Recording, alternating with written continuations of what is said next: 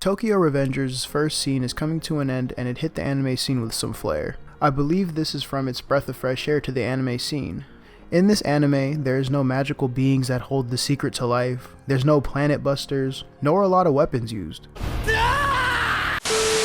In this story, we follow the only real superpower that's in the show, where the main character, Takemichi, however you want to say it, I say Takemichi, you know what I'm saying? Where Takemichi discovers his ability to time leap. Basically put, he can go back in time 12 years ago to the exact date from when he initiates the time leap. From here, he can change the past, which would then in turn affect the future, and as we saw in Endgame, which isn't the case, but if you know how time travel works, you know, by all means, scientifically bash all the pseudoscientific claims of time travel.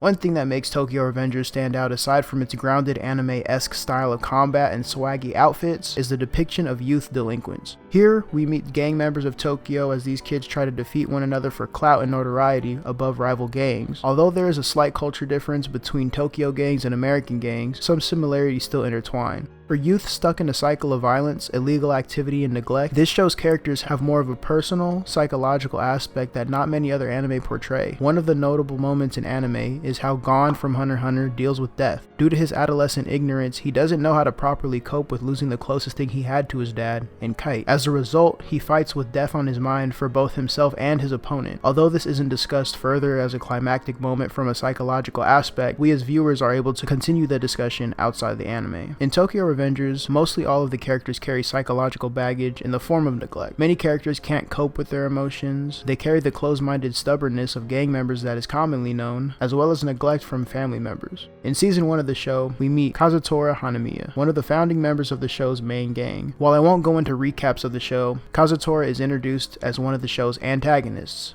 being a member of the rival gang Valhalla. Here, we are stuck with the question of why this important character to our good characters is on the wrong side. We then find out the answer in episode 16.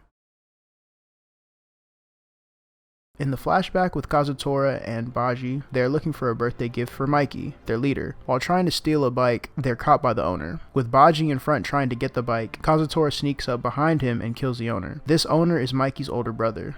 A combination of emotions fill both young boys' heads while Baji hears police sirens. For Kazutora, Mikey is his king. Mikey is the leader of a group that he calls family. These people help protect him, support him, and hang out with him. While Baji tries to process the situation and Kazutora is processing in his own right, Kazutora is sitting there staring at the lifeless body in front of him. The first words out of his mouth after realizing are the typical first stages of grief: denial. Denying that he would do something so against his brothers, especially the leader of his band of brothers. Kazutora would never do anything so intentional that would be so terrible. After coming to a conclusion in his head, he finally says it out loud. This is Mikey's fault. With all of the emotions and thoughts in his head, it would only make sense that because of Mikey's influence and support on Kazutora's life, that he would go to lengths to commit such a dreadful act. Right?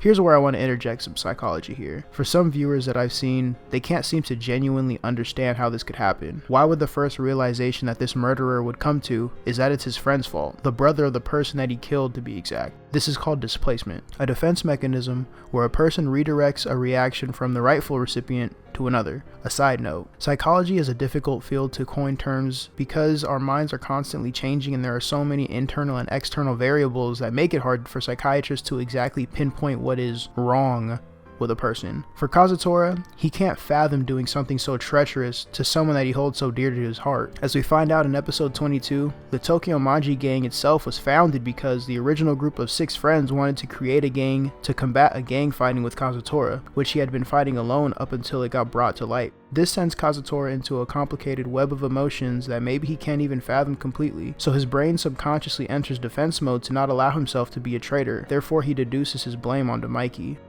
Going back to the psychology terminology, you can find overlapping mechanisms such as denial, projection, and even rationalization. For the denial of accepting what actually happened for the reasoning of them wanting to steal the bike in the first place, the projection of Kazutora attempting to bring Baji and eventually succeeding to Valhalla's side so he doesn't feel alone in his justifications, as well as literally blaming Mikey for something that he in fact committed without Mikey knowing at all, and the rationalization that all that we're talking about in this video makes sense to him.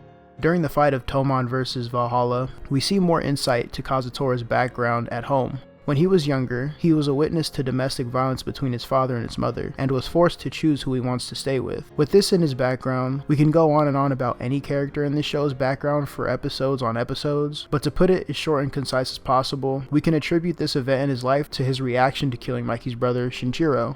For a child having to choose his victim mother or his aggressor father in a situation of adults, Kazutora didn't have anyone he could trust. Seeing someone such as his father that he is innately supposed to trust commit such antagonistic acts grows hatred in a child that, along with his developing brain, wouldn't know how to rationally cope with the situation. When he meets his gang of friends, all of their emotional baggage, he leans on them for support. When he betrays the only support system that he has, he spirals out, and we witness what Kazutora is going through as he's older. Another side story that's relevant in this video is built up in the anime as well as the manga to come. I won't get too in depth about it because I won't spoil the amazing story that it's going to release, but it's Mikey's characteristics.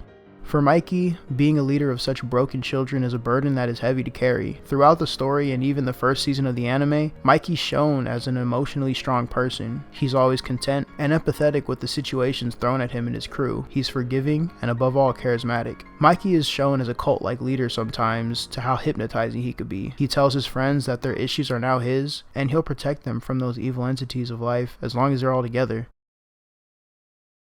Bringing it full circle, Mikey's heavy influence on Kazutora also nurtured a sense of dependency onto him, where someone needs to learn to cope for themselves and not fully depend, but appreciate support systems. Internal mental health therapy is at its utmost importance. Kazutora only had Mikey and his gang, and when he betrayed them by killing Shinjiro, he broke all that he could depend on. As Kazutora says, 人を殺すのは悪者でも敵を殺すのは